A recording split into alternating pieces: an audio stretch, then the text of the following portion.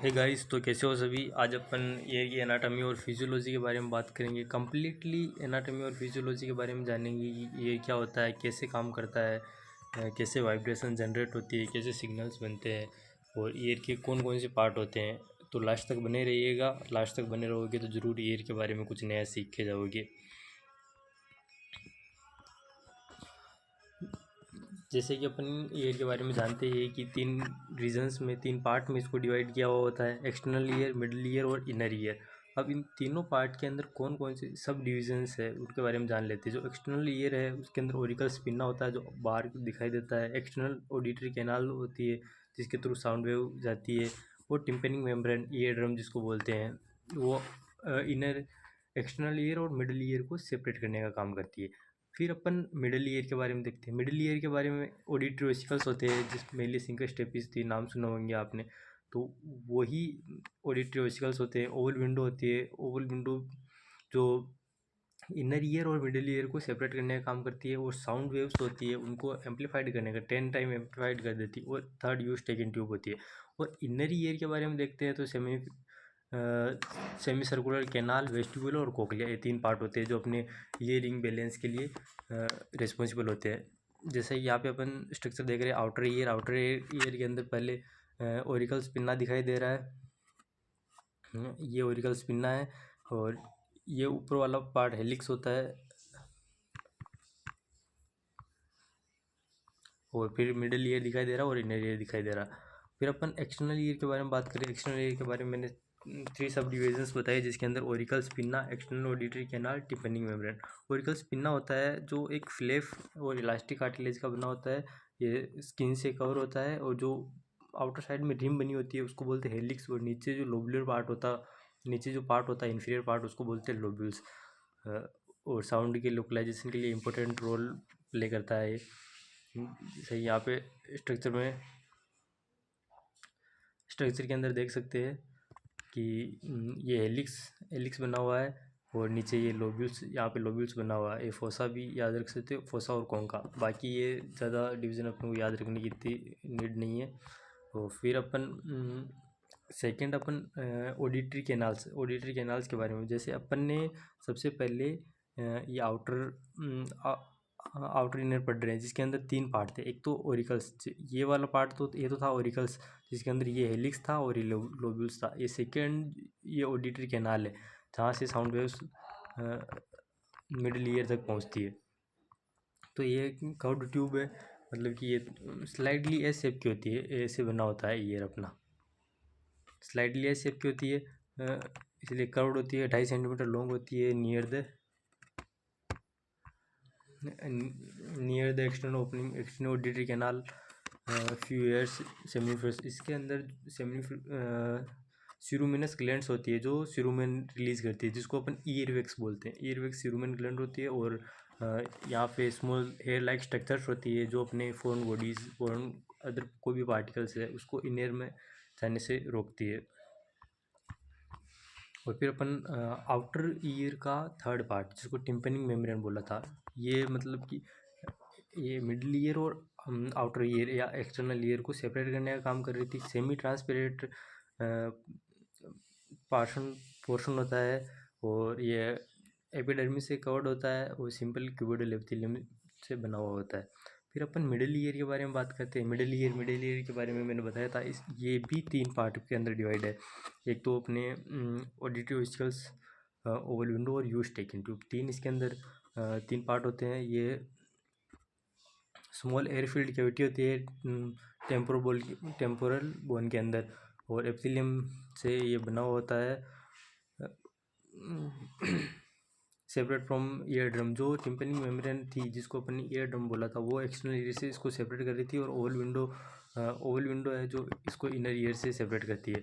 तो ये middle ear के बारे में जिसके अंदर auditory vesicles, Oval window, use taken tube. अब ऑडिटरी वेसिकल्स इनके बारे में अपन जान लेते हैं। तो इसके अंदर थ्री स्मॉल बोन्स होती है जिसको मेलियस, इंकस और स्टेपिस नाम से MIS ट्रिक से अपन याद रखते हैं सीक्वेंस वाइज। तो मेलियस होती है वो हैमर शेप की होती है। हैमर बोले तो हथौड़ा, मतलब कि ये मेलियस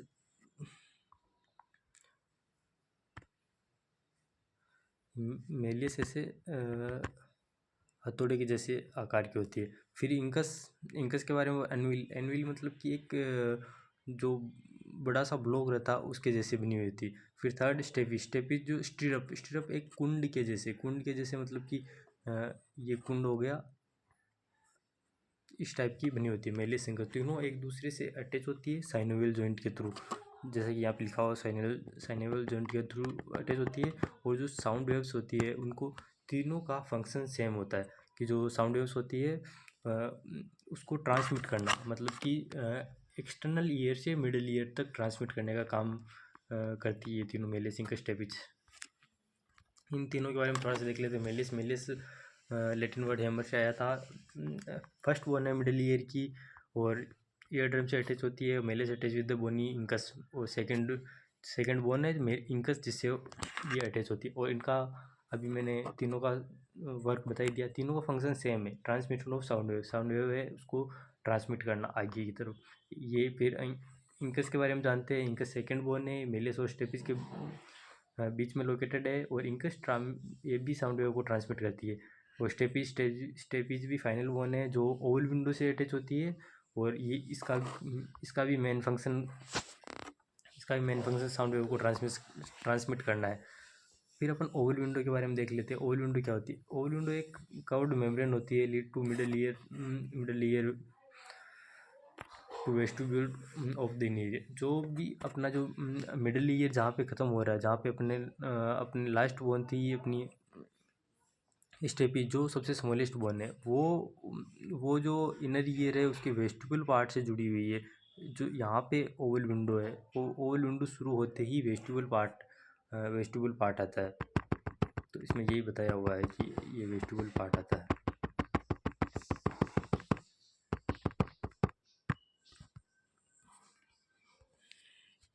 और आगे अपन देखते हैं तो ये intersection of the middle ear and and year directly connect, ये स्टेपेज के थ्रू डायरेक्टली कनेक्ट करने का काम करती है।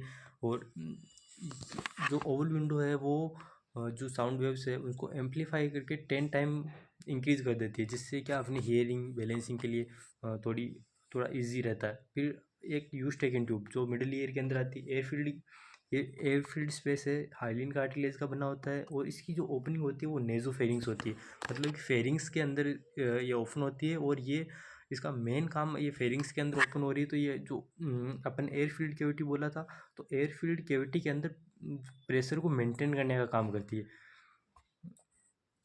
इसमें यही लिखा हुआ है कि यूस्टेकन ट्यूब यही काम करती है। अब अपन लास्ट में अब इनर ईयर के बारे में देखते हैं। तो इनर ईयर क्या, एक it is also called labyrinth. Labyrinth को अपन बोल सकते हैं कॉम्प्लेक्स जाल लाइक स्ट्रक्चर, जिसको बोलते हैं लेबिरिंथ। तो ये लेबिरिंथ है इसलिए ये मतलब कि इसकी स्ट्रक्चर भी लेबिरिंथ है, ये भी कॉम्प्लेक्स है, इसके फंक्शन भी कॉम्प्लेक्स है। मेनली इसको 2 पार्ट में डिवाइड किया गया है। एक तो बोनी पार्ट जो बोन से मिलकर बना हुआ होता है, और इनर मेम्ब्रेनस लेबिरिंथ जो मेम्ब्रेनस पार्ट से मिलकर बना होता है। मैं इनर ईयर के बारे में अगर पहले एक स्ट्रक्चर दिखाऊं, तो जैसे अपने के पहले ओवल विंडो आई थी, है ना, जो अपन मिडिल ईयर का पार्ट में उसको काउंट कर रहे हैं। वहाँ से अपन वेस्टिब्यूल और सेमी सर्कुलर कैनाल्स होती है, सेमी सर्कुलर कैनाल्स, वेस्टिब्यूल और होता है फिर कोक्लिया। ये ऐसी स्ट्रक्चर बनी होती है इनर ईयर की। अपन सिंपली लैंग्वेज में समझने को, सेमी सर्कुलर कैनाल्स है जिसके अंदर 3 सेमी, मतलब कि नाम से पता चल रहा है सेमी सर्कुलर, मतलब कि हाफ और सर्कुलर, मतलब कि हाफ सर्कुलर 3 कैनाल्स बनी होती है, जो अपने डायनेमिक बैलेंस के लिए रिस्पॉन्सिबल होती है।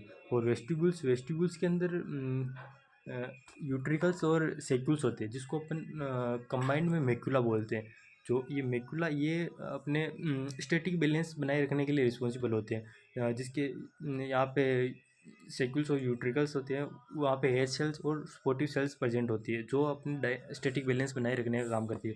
और थर्ड अपना कोक्लिया के यहाँ पे एक ऑर्गन ऑफ कोटाई होते हैं, मतलब कि कोक्लिया में 2 पार्ट होते हैं। एक तो होता है पेरिलिम्ब जो अपने बोनी पार्ट के अंदर होता है, और एक होता है एंडोलिम्ब जो मेम्ब्रेनस पार्ट के अंदर होता है, एंडोलिम्ब। पेरिलिम्ब और एंडोलिम्ब 2 पार्ट हो गए। यहाँ पे ऑर्गन ऑफ कोटाई होता है, ऑर्गन ऑफ कोटाई के ऊपर हेयर सेल्स प्रेजेंट होती है, और स्पोर्टिव सेल्स प्रेजेंट होती है, जो अपने हियरिंग के लिए रिस्पॉन्सिबल होती है। हेयरिंग के लिए यहाँ से 8th क्रेनियल नर्व निकलती है यहाँ से, और जिसके थ्रू ये हेयरिंग के लिए रिस्पॉन्सिबल होती है। तो यही इनर ईयर का मेन रोल था, जो मैंने पूरा बता दिया। अब अपन पढ़ लेते क्या। आफ्टर लेब्रिंथ मेम्ब्रेन होता है, जिसके तीन पार्ट में इसको डिवाइड किया गया। सेमी सर्कुलर कैनाल, वेस्टिब्यूल और कोक्लिया। और जो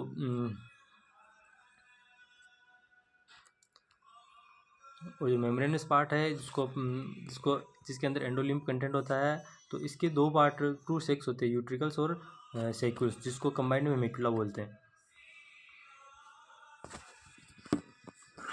सेमी सर्कुलर किनार के जिसके 3 पार्ट दिए हुए, एंटीरियर मतलब ये लोकेशन के बेस पे, जो एंटीरियर साइड में उसको एंटीरियर, पोस्टीरियर में पोस्टीरियर, लेटरल में लेटरल। और एम्पुला जहाँ पे वो अटैच होते हैं, वहाँ पे एक स्वेलोन बना होता है, उसको अपन ने एम्पुला बोला। और वेस्टिब्यूल जो मतलब कि ये कोक्लिया और सेमी सर्कुलर कैनाल के बीच में बिहाइंड होता है। और ये मेम्ब्रेनस लेब्रिंथ का बना होता है, जिसको मैंने बताया था। यूट्रिकल्स और सैक्यूल्स बने होते हैं, जिसको अपन ने कंबाइंड में मेकुला बोलते हैं। और यहाँ पे भी हेयर सेल्स और स्पोटिव सेल्स प्रेजेंट होती है, और अपने स्टैटिक बैलेंस बनाए रखने का काम करती है। कोक्लिया के अंदर ऑर्गन ऑफ कोटाई बताई थी मैंने। ऑर्गन ऑफ कोटाई के ऊपर हेयर सेल्स भी प्रेजेंट होती है और सुपोर्टिव सेल्स भी प्रेजेंट होती है, जो अपना हेयरिंग के लिए रिस्पॉन्सिबल होती है 8 क्रेनियल नर्व। तो यहाँ पे अपना ईयर ये होता खत्म। और अपन फिजियोलॉजी ऑफ हियरिंग के बारे में बात करते हैं। तो फिजियोलॉजी ऑफ हियरिंग के अंदर हियरिंग कैसे रिस्पॉन्सिबल है, पहले अपन ने ये आउटर ईयर, जिसके अंदर अपन ने 3 पार्ट पढ़े थे। एक तो अपन ने पिन्ना देखा था, और एक्सटर्नल ऑडिटरी कैनाल था, और एक टिम्पैनिक मेम्ब्रेन था। तो साउंड वेव इधर से आ रही है, तो इन तीनों को क्रॉस करते हुए आएगी। फिर अपना मिडिल ईयर आ जाएगा। मिडिल ईयर के अंदर अपन ने मिडिल ईयर के अंदर एक तो अपन ने देखी थी यूस्टेकिन ट्यूब देखी थी, और मेलिस इंकस स्टेपिस देखा था। मेलिस इंकस स्टेपिस 3 बोन्स देखी थी, और ओवल विंडो देखा था। तो साउंड वेव यहाँ से जाते हुए ईयर ड्रम से मेलिस इंकस स्टेपिस के थ्रू ट्रांसमिट होएगी ओवल विंडो तक। वहाँ पे 10 टाइम एम्पलीफाइड हो जाएगी, फिर इनर ईयर के अंदर जाएगी।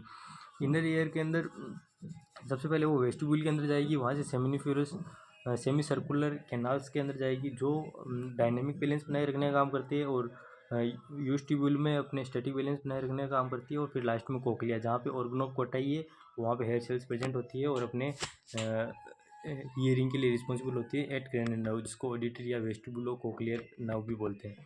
तो यही इसकी फिजियोलॉजी है, यही लिखा हुआ है इसके अंदर।